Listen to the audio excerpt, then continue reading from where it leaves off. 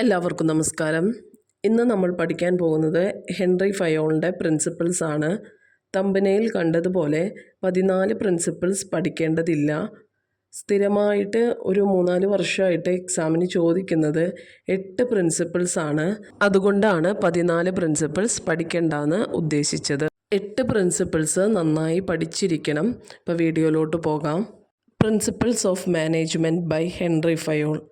Henry Fayol അദ്ദേഹത്തിൻ്റെ നിരന്തരമായ ഒബ്സർവേഷനിലൂടെയും അനലൈസിസിലൂടെയും അദ്ദേഹം 14 പ്രിൻസിപ്പിൾസാണ് ഡെവലപ്പ് ചെയ്തത്. അതിൽ ഫസ്റ്റ് പ്രിൻസിപ്പിളാണ് division of work. It refers to division of work into small tasks and assign the task to competent persons according to their skill and aptitude. ഒരു ഓർഗനൈസേഷൻ്റെ total ആക്ടിവിറ്റീസിനെ sub task ആക്കി മാറ്റുകയും അതിൽ ഓരോ സബ് ടാസ്കിലും ഓരോ ഇൻഡിവിജ്വലിനെ appoint ചെയ്യുകയും അവരതിലൂടെ എക്സ്പേർട്ടായി മാറുകയും ചെയ്യുന്നു. അതായത് ഒരു ബിസിനസ്സിൽ പല ടൈപ്പ് ജോലികൾ ഉണ്ടായിരിക്കും. ആ ഓരോ ജോലികൾ ചെയ്യാൻ അതിന് ആപ്റ്റായിട്ടുള്ള വ്യക്തികളെ തിരഞ്ഞെടുക്കുകയും അവരെ അതിലേക്ക് അപ്പോയിൻറ്റ് ചെയ്യുകയും ചെയ്യുന്നു. അപ്പോൾ അവർ ആ വർക്കിൽ കൂടുതൽ എക്സ്പേർട്ട് ആവുകയും അതിലൂടെ കോസ്റ്റ് മിനിമൈസ് ചെയ്യുകയും ചെയ്യുന്നു. അപ്പോൾ വർക്കുകളെ പല ടൈപ്പാക്കി മാറ്റുകയും ഓരോ വർക്കിന് അനുയോജ്യമായ വ്യക്തികളെ അവിടെ അപ്പോയിൻറ്റ് ചെയ്യുകയും അതിലൂടെ കോസ്റ്റ് റെഡ്യൂസ് ചെയ്യുകയും ചെയ്യുന്നു. ഇതാണ് ഫസ്റ്റത്തെ പ്രിൻസിപ്പിൾ, ഡിവിഷൻ ഓഫ് വർക്ക്. ഒരു എക്സാമ്പിളായിട്ട് പറഞ്ഞാൽ കൊമേഴ്സിന് 6 സബ്ജക്റ്റാണ് പഠിക്കാനുള്ളത്. കൊമേഴ്സുകാർക്ക് 6 സബ്ജക്റ്റാണ് പഠിക്കാനുള്ളത്. ഈ 6 സബ്ജക്റ്റും ഒരു ടീച്ചർ തന്നെയാണോ എടുക്കുന്നത്? അല്ലല്ലോ, 6 ടീച്ചേഴ്സാണ് 6 സബ്ജക്റ്റും എടുക്കുന്നത്. അപ്പോൾ അവരതിൽ എക്സ്പേർട്ട് ആവുകയും അവരതിനനുസരിച്ചിട്ടുള്ള ട്രെയിനിങ് കുട്ടികൾക്ക് നൽകുകയും ചെയ്യുന്നു. അതുപോലെ തന്നെയാണ് ഒരു ഓർഗനൈസേഷനിൽ ടോട്ടൽ ആക്ടിവിറ്റീസ് ഡിവൈഡ് ചെയ്യുകയും അതിന് ഓരോരുത്തരെ അപ്പോയിൻറ്റ് ചെയ്യുകയും ചെയ്യുന്നു. ഇതുമൂലം ഇറ്റ് ലീഡ്സ് ടു സ്പെഷ്യലൈസേഷൻ സാധ്യമാകും. അതുപോലെ തന്നെ efficiency of the workers repeated ആയിട്ട് ചെയ്യുന്നത് കൊണ്ട് അവരുടെ എഫിഷ്യൻസി ഇൻക്രീസ് ചെയ്യാൻ സാധിക്കും. എഫക്റ്റീവ് ആൻഡ് എഫിഷ്യൻ്റ് ഔട്ട്പുട്ട് ലഭിക്കുകയും ചെയ്യും. സെക്കൻഡ് പ്രിൻസിപ്പിളാണ് authority and responsibility. According to this principle there should be a balance between authority and responsibility. അതോറിറ്റിയും റെസ്പോൺസിബിലിറ്റിയും തമ്മിലൊരു ബാലൻസ് ഉണ്ട് എന്നാണ് ഈ പ്രിൻസിപ്പിൾ പറയുന്നത്. Authority refers to the right to give orders to subordinates. Authority എന്ന് പറയുന്നത് ഓർഡേഴ്സ് സബോർഡിനേറ്റ്സിന് നൽകുക എന്നുള്ളതാണ് അതോറിറ്റി എന്നതുകൊണ്ട് ഉദ്ദേശിക്കുന്നത്. എന്നാൽ റെസ്പോൺസിബിലിറ്റി എന്നുദ്ദേശിക്കുന്നത് obligation to perform the assigned duty. അതോറിറ്റിയിൽ നൽകുന്ന സബോർഡിനേറ്റ്സ് നൽകുന്ന ഓർഡേഴ്സ് അത് പെർഫോം ചെയ്യുക എന്നുള്ളതാണ് റെസ്പോൺസിബിലിറ്റി. ഒരു ബിസിനസ്സിനെ സംബന്ധിച്ചിടത്തോളം അവരുടെ മാനേജേഴ്സിനാണ് അതോറിറ്റി എന്നുള്ളത്. മാനേജേഴ്സ് ഓർഡേഴ്സ് സബോർഡിനേറ്റ്സിന് അല്ലെങ്കിൽ എംപ്ലോയീസിന് നൽകുന്നു. എംപ്ലോയീസ് അത് എക്സിക്യൂട്ട് ചെയ്യുക, അതായത് അത് പ്രാവർത്തികമാക്കി തിരിച്ച് നൽകുന്നു. അപ്പോൾ അവിടെ അതോറിറ്റിയും റെസ്പോൺസിബിലിറ്റിയും തമ്മിലൊരു ബാലൻസ് നിലനിൽക്കുന്നു. നെക്സ്റ്റാണ് ഡിസിപ്ലിൻ. ഡിസിപ്ലിൻ എന്ന് ഉദ്ദേശിക്കുന്നത് ഇപ്പോൾ ഏതൊരു ഫേം എടുത്താലും അവിടെ ഒരു കറക്റ്റായിട്ടുള്ള ഒരു റണ്ണിങ്ങിന് ഡിസിപ്ലിൻ അത്യാവശ്യമാണ്. ഇപ്പോൾ ഒരു ക്ലാസ് റൂം തന്നെ എടുത്താൽ അവിടെ ഒരു ടീച്ചേഴ്സ് ലേണിംഗ് പ്രോസസ്സ് കറക്റ്റ് ആവണം എന്നുണ്ടെങ്കിൽ അവിടെ ഡിസിപ്ലിൻ അത്യാവശ്യമാണ്. അപ്പോൾ discipline refers to obedience to organisational rules and employment agreement which are necessary for the smooth working of the organisation. ഒരു ഓർഗനൈസേഷൻ്റെ സ്മൂത്ത് റണ്ണിങ്ങിന് അവിടെ ഡിസിപ്ലിൻ അത്യാവശ്യമാണ്. അവരുടെ റൂൾസ് എല്ലാം എഗ്രി ചെയ്തുകൊണ്ട്, അതായത് റൂൾസ് എല്ലാം പാലിച്ചുകൊണ്ട് അവിടെ ഒരു കറക്റ്റായിട്ടുള്ള ഒരു ഡിസിപ്ലിൻ ഉണ്ടെങ്കിൽ നമുക്ക് ആ ബിസിനസ് സക്സസ്സിലോട്ട് എത്തുകയുള്ളൂ. നെക്സ്റ്റ് പ്രിൻസിപ്പിളാണ് യൂണിറ്റി ഓഫ് കമാൻഡ്.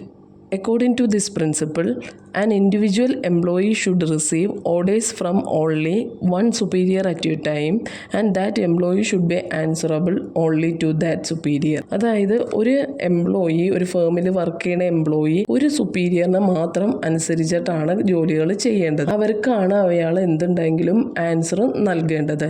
അല്ലാതെ 2 സുപ്പീരിയറിനെ അനുസരിക്കാൻ നിന്ന് കഴിഞ്ഞാൽ അവിടെ ഒരു ബിസിനസ് കറക്റ്റായിട്ടുള്ള ഒരു റണ്ണിങ് നടക്കുകയില്ല. അവിടെ പല ഇഷ്യൂസ് ഉണ്ടാവുകയും ചെയ്യും. അപ്പം അതുകൊണ്ട് ഒരു എംപ്ലോയി അവിടുത്തെ ഒരു സുപ്പീരിയറിനെ അനുസരിക്കുകയും അദ്ദേഹത്തിൻ്റെ ഓർഡേഴ്സ് സ്വീകരിക്കുകയും ചെയ്യുക എന്നുള്ളതാണ് unity of command. Receive orders or instructions from only one superior at a time. Next പ്രിൻസിപ്പിളാണ് unity of direction. According to this principle, each group of activities having the same objective must have one head and one plan. ഒരേ ലക്ഷ്യത്തോടു കൂടിയ ഒരു കൂട്ടം പ്രവർത്തനങ്ങൾക്ക് ഒറ്റ ഹെഡും ഒറ്റ പ്ലാനും മാത്രമേ ഉണ്ടാകാൻ പാടുള്ളൂ. ഇത് ആ പ്രവർത്തനങ്ങളിൽ ഐക്യവും ഏകോപനവും ഉണ്ടാക്കുന്നു. അതായത് ഒരു ബിസിനസ്സിൽ പല പല ഡിപ്പാർട്ട്മെൻറ്റുകൾ ഉണ്ടായിരിക്കും. Production department, sales department, marketing department. ഇവയിൽ ഓരോ ഡിപ്പാർട്ട്മെൻറ്റിനും ഒരൊറ്റ പ്ലാനും അതിലേക്ക് വേണ്ടിയുള്ള ഒരൊറ്റ ഹെഡും ഉണ്ടായിരിക്കുകയുള്ളൂ. അപ്പോൾ അവരുടെ എയിം, ലക്ഷ്യം, ഒബ്ജക്റ്റീവ് നേടാൻ വേണ്ടി ആ ഒരു പ്ലാനും ആ ഒരു ഹെഡിനെയും ആയിരിക്കും, അതനുസരിച്ചിട്ടായിരിക്കും ആ ഡിപ്പാർട്ട്മെൻറ്റ് പ്രവർത്തിക്കുന്നത്. ഇപ്പോൾ സെയിൽസ് ഡിപ്പാർട്ട്മെൻറ്റ് ആണെങ്കിൽ അതിൻ്റെ ഹെഡും അതിൻ്റെ പ്ലാനും അനുസരിച്ചിട്ടായിരിക്കും അതിൽ ആ ഗ്രൂപ്പ് മെമ്പേഴ്സ് വർക്ക് ചെയ്യുന്നത്. അതാണ് യൂണിറ്റി ഓഫ് ഡയറക്ഷൻ കൊണ്ട് ഉദ്ദേശിക്കുന്നത്. നെക്സ്റ്റ് പ്രിൻസിപ്പിളാണ് subordination of individual interest to general interest. വ്യക്തി താൽപ്പര്യം പൊതു താൽപ്പര്യത്തിന് വിധേയമാകുക. According to this principle, the general interest of an organization should take priority over the interest of any individual employee. In an organization, every individual has his own interests. The principle demands that each individual should sacrifice his personal interest for achieving organizational goals. സ്ഥാപനത്തിൽ ജോലി ചെയ്യുന്ന ജീവനക്കാർക്ക് അവരുടേതായ ലക്ഷ്യങ്ങളുണ്ടാകും. അതുപോലെ സ്ഥാപനത്തിനും അതിൻ്റേതായ ലക്ഷ്യങ്ങളുണ്ടാകും. ഫയോളിൻ്റെ അഭിപ്രായത്തിൽ വ്യക്തി താൽപ്പര്യങ്ങളെക്കാൾ സ്ഥാപനത്തിൻ്റെ താൽപ്പര്യങ്ങൾക്കാണ് മുൻഗണന നൽകേണ്ടത്. നമ്മളൊരു ഫേമിൽ വർക്ക് ചെയ്യുമ്പോൾ ആ ഫേമിൻ്റെ ഒബ്ജക്റ്റീവ് നേടാനുള്ളതായിരിക്കണം നമ്മുടെ പ്രയോറിറ്റി. ഒരിക്കലും വ്യക്തികളുടെ താൽപ്പര്യങ്ങളാകാൻ പാടുള്ളതല്ല. നെക്സ്റ്റ് പ്രിൻസിപ്പിളാണ് remuneration of employees. According to this principle, overall pay and compensation should be fair to both employees and the organization. Compensation എന്നുള്ളത് മാനേജ്മെൻറ്റിനായാലും ജോലി ചെയ്യുന്ന ജീവനക്കാർക്കായാലും ഒരുപോലെ നീതിപൂർവമായിരിക്കണം. The employee should be paid fair wages to lead a reasonable standard of living. ന്യായമായ ജീവിത നിലവാരത്തിൽ ജീവിക്കുന്നതിനുള്ള ഒരു റെമ്യൂണറേഷൻ ആയിരിക്കണം ജീവനക്കാർക്ക് നൽകേണ്ടത്.